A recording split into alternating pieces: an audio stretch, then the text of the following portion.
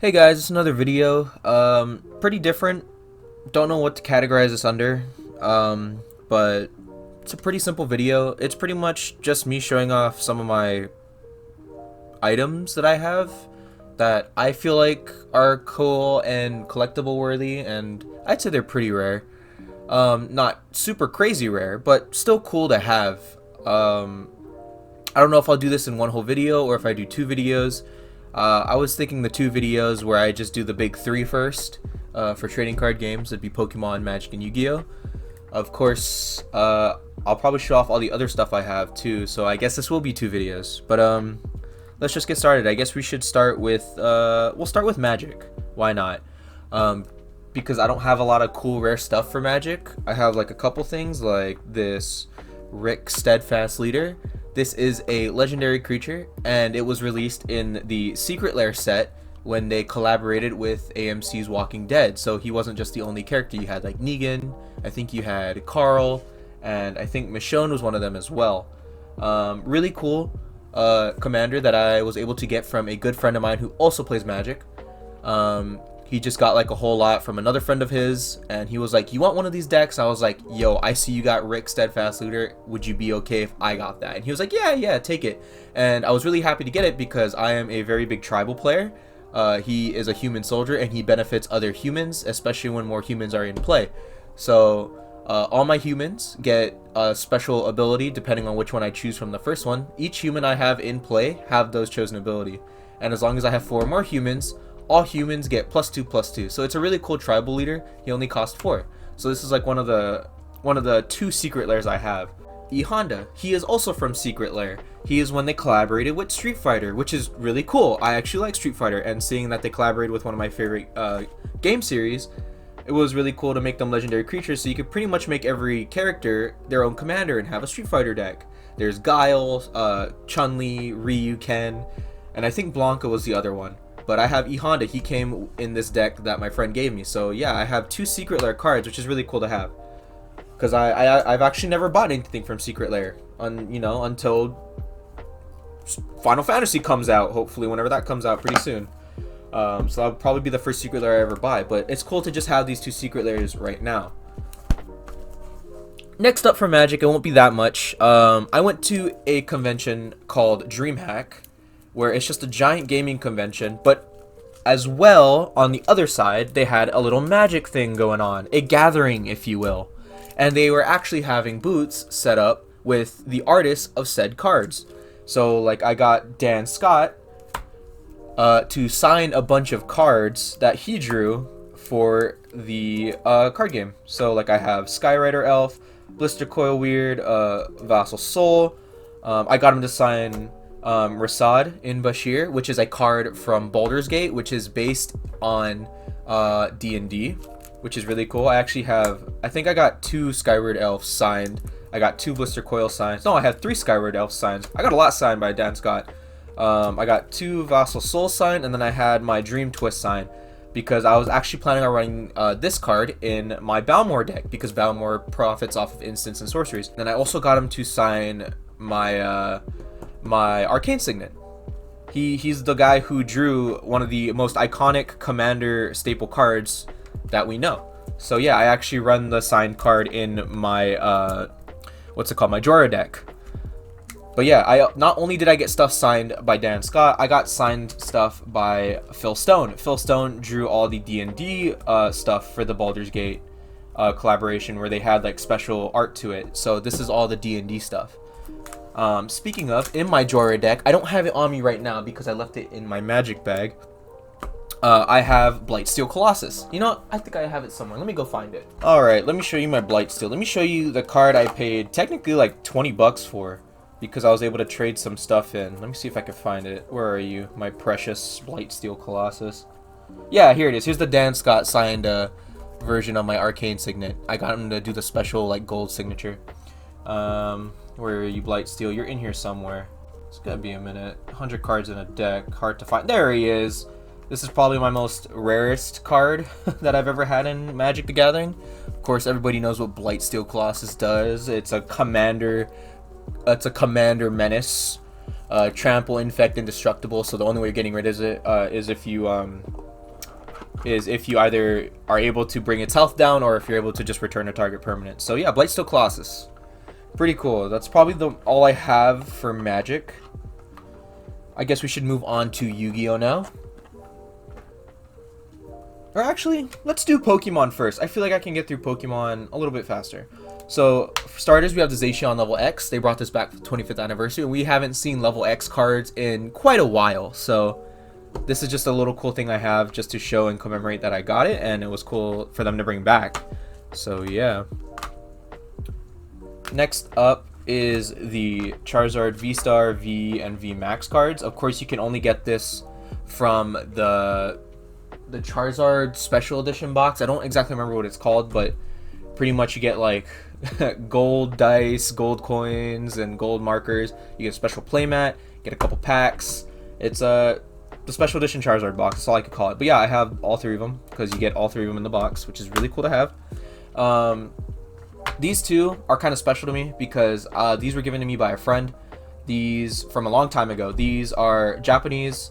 This is a holo rare of Brock's Rhydon, and then this is, what is it? I think this is like Rocket's Plan or something like that. I forgot exactly what this does. I haven't seen this card in English a lot in public or like in the wild, so just having this in Japanese is really cool to have in general. They're not mint condition, but they're still cool to have. Next up is going to be this little binder. This is based on the, I think, 2022 Halloween Trick or Treat packs, and I was able to get the full set of them. Just a little something. It's not anything crazy, but it's cool to have like a complete master set of the Trick or Trade set that was released, because they actually released a new one, so there's newer cards in the newer Trick or Trade set. Alright, I think last up for the Pokemon is going to be this binder. This is from the Urshifu box sets, where one's based on Single Strike and one's based on Rapid Strike. And then behind these is just going to be all the 25th anniversary edition cards, where I have the Full Art Fat Pikachu, the Blanks Pikachu, where it's pretty much just saying it's your Pikachu if you write your name in there. Obviously, I would not write on a Pokemon card, so that just stays blank. And then you have each of the box art legendaries side by side. Solgaleo, Lunala, and then I have these two secret rares, I guess amazing rares you should call them, where they just have a cooler design, right? Like they have like a paint hollow secret rare to them, which is really cool. I was able to get both of them. And then I have the Arceus V, which was released in the Arceus V box when Legends of Arceus came out. And then I have this Marnie, which is from the trainer set, that $40 trainer box thingy, where it's based on a character, like the Professor Juniper one. That's pretty much it for that binder. And then I have this. So I've had these since I was a kid. That's right, when Generation 4 came out, they were also releasing stuff for Cresselia and Darkrai. And I was able to get the level X tins. So I've had both of these since I was a kid. I think it's been over almost close to say 15 years, I guess. I think that's about right. But yeah, I've had these for quite a long time. And having these back to back together just works perfectly because he's nightmares and she helps with nice dreams. They are yin and yang. It was just really cool to have both of them. Alright.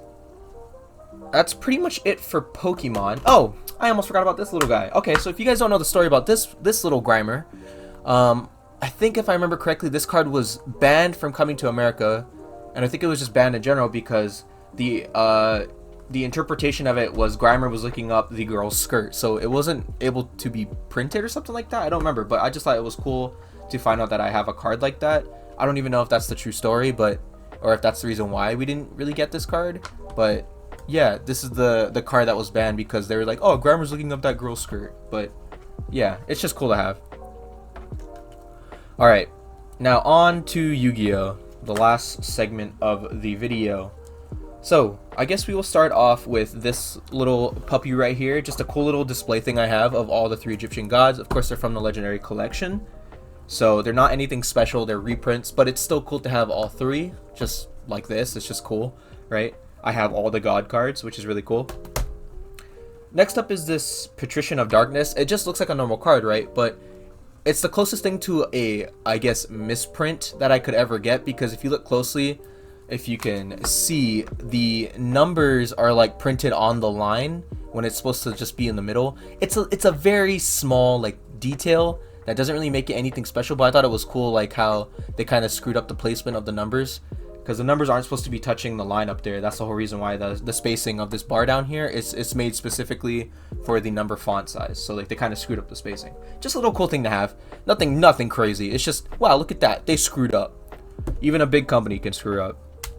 Now, this one is Serpent Night Dragon. This is a secret rare that I've been wanting since I was a kid, and I was able to find this card at a card show in Arkansas when I was there for a little bit. The guy was able to work down the price with me, and I was actually able to get this for a very good price. It doesn't go for too crazy, I don't think, because it's Serpent Night Dragon. I mean, why would you run Serpent Night Dragon if you could just run Blue Eyes? Same tribute cost and all that. So, just cool to have, right? It's also just a secret rare I've been wanting since I was a kid, so I finally been able to get it. So yeah, a nice little secret rare I have. I mean, I have a lot of other secret rares, but they're not as cool as OG stuff. Next up is my Gem Mint 10 Beckett graded raw. This is from the Legendary Collection, the same thing that's also in the 3-piece that I showed off earlier. It's the same card, but this one is a Gem Mint 10. Nothing too crazy, nothing too special. It's just this is the only card that I've... Actually, no, this is the second card I've had that is a Gem Mint 10. I guess it's just a Mint 10. It doesn't say Gem, but it's a Mint 10. So, yeah, I've actually had another Mint 10 card, but I sold it off. But I kept this one because it's the Winged Dragon of Ra. Why wouldn't you keep the God card? So iconic. Hey guys, I guess this would be like post-recording. I'm gonna put this before the very last segment of Yu-Gi-Oh! I kind of missed these cards when I was doing the video. They were kind of hiding under one of the binders, and I totally forgot about them. So we're gonna do this. I'll put this before the last segment. So we're going to start off with Dungeon Worm. This card is special to me because I've had this since I was a kid as well. If you don't know why this Dungeon Worm, this basic 5-star vanilla 1800 monster is a limited edition, it's because this is actually from the McDonald's pack. I don't know why I was about to stutter on that. I was about to say that weird. But this Dungeon Worm is from the McDonald's pack that came out a long time ago. I think it was called like the Mighty Kids Meal or something like that. I don't remember exactly. But yeah, you could only get this card, this limited edition of this card, from the McDonald's pack. So this is like the only card I was able to get as a kid from those said packs. You know, you go to McDonald's, get a kids meal, and then you get some cards, and this was the card I had. Pretty basic, right? But it's still kind of cool to have. It's from a McDonald's pack. Like McDonald's hasn't done anything with Yu-Gi-Oh in quite a while, I think, if I'm not mistaken. If anything, they're doing more stuff with Pokemon than Yu-Gi-Oh now. So yeah, this is like just something cool I have in my collection anyway that I think is cool. Next up is number 77. Now this is just a basic Xyz monster, right? Yeah, it's just another number card. But to me it's special, right, in my collection, because the whole reason I got this card was because I actually placed third in a store tournament. It wasn't an official tournament. Growing up, I was a military kid, and I was able to go on the military bases, and on the military base was a tiny little card shop, and the card shop owner was holding a little tournament, and I think there was like close to 10 people, I think 11, and I was able to get third with my basic Dark Magician deck. That's right. How old was I? I guess I wasn't a kid anymore. I just became an adult. I think I was 17 or 18, I think. I don't remember exactly. No, it's before I turned 18, because once you become an adult, you lose your military ID. So, yeah, I was still like in high school, I think, and I went to this tournament, placed third because I lost to an Xyz. What was it? I think it was an FA Pendulum deck, I think, or was it the Ultimate Athlete? It was either the formula card deck, or it was the Ultimate Athlete deck. I don't remember exactly, but I remember him using Pendulum monsters.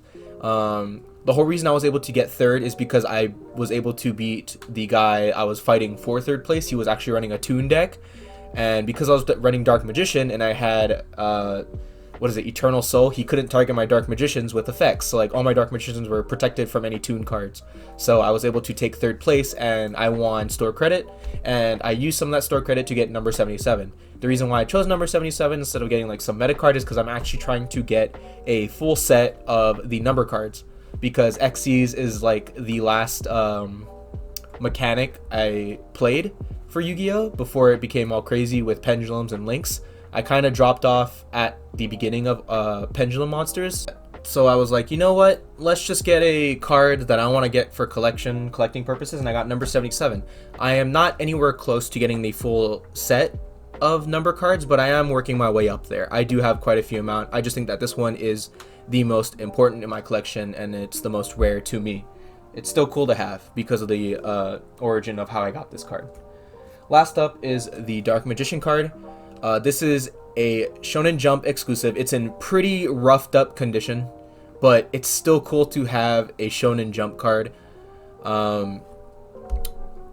Again, I'm recording this after the official recording because I totally forgot about these cards. The next card will be another Shonen Jump card, but I totally forgot about this one. So this is another Shonen Jump card you can only get from the Shonen Jump magazines. And this is like, I don't want to say the first one that you could get like this that's signed by Kazuki Takahashi, but I know that this is the first one I was able to get. And of course it's of Dark Magician, and I think this is like the only art we see of him like this. So yeah, it's really cool to have as a first Shonen Jump exclusive card. It's really cool to have, although it is in very rough condition. Like you can kind of tell by the sides of the card up here, and like the corner up here is kind of dented, and you could just, it's not in mint condition, but it's still really cool in my collection. I would like to try to find a mint condition one, but Lord knows how much that goes for. But yeah, this is the first Shonen Jump card I ever got. So now that I showed this one off, we can go back to the original recording. Yeah, that'll be it. Alright, and on to the very last part. I think this is the best thing I've had since I was a kid, and it's from Yu-Gi-Oh! Obviously, because it's the last segment, and it's my Obelisk the Tormentor, another, god card, but it's not the reprint. If anything, this is a reprint. It's the Shonen Jump reprint. You can't really see it because I have it encased and all this stuff, and like the kind of reflection is there, but every Yu-Gi-Oh! Card has like a coding saying what pack it's from. This one isn't from a pack. The listing on the card is JMP, which is Jump, Shonen Jump. And you can only get this from the Shonen Jump like magazines, I guess you could say, or the catalogs, where Shonen Jump just puts like 3 to 4 stories in there, or like 3 to 4 chapters of different stories. And this was a card you could get from the Shonen Jump. I remember actually getting this from a book fair when I was in elementary school. So yeah, I got this from a book fair Shonen Jump book, and it's been with me ever since. It's in pretty mint condition. I have never played with it, obviously, because I actually just, take care of my cards, even as a kid. So yeah, this is like the rarest Yu-Gi-Oh! Card I have, in my collection anyway. It's just really cool to have a Shonen Jump card that was only exclusive to if you read Shonen Jump, which I was, because I'm still a nerdy kid, so I'm still a nerdy person. So like, yeah. This is the rarest Yu-Gi-Oh! Card I have in my collection as of right now. I will actually be doing a second video. As I was doing this, I was thinking, it's like, yeah, I'll show off other stuff that I have, because I guess the second video I could show off my White Shorts, my One Piece, and my Dragon Ball as well. So yeah, this is just a little video I want to show off like the stuff I have in my collection, since this is a card channel. I don't really talk about all the stuff I have. Yeah, I guess I'll just leave it off there. We'll leave this on the screen. If you like the video, I really appreciate it. It just gives me a way to talk about more stuff and put content out, just showing off my collection. So yeah, that'll be it for this video, and I'll see you in the next one when I show off all my other collectible stuff.